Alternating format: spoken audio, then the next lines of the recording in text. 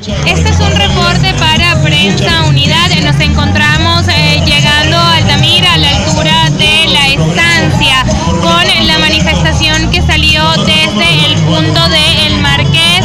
Ven cómo ya las personas se encuentran llegando al distribuidor Altamira para concentrarse en un gran plantón de 12 horas que inició a las 7 de la mañana y culminará a las 7 de la noche, dando una demostración de lucha y de resistencia, como indicaban los diputados y dirigentes de la Mesa de la Unidad Democrática.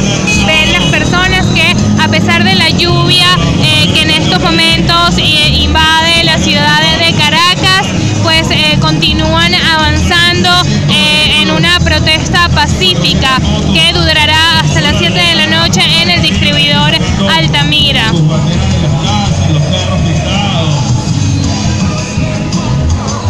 Y eso es lo que queremos, una Venezuela más unida.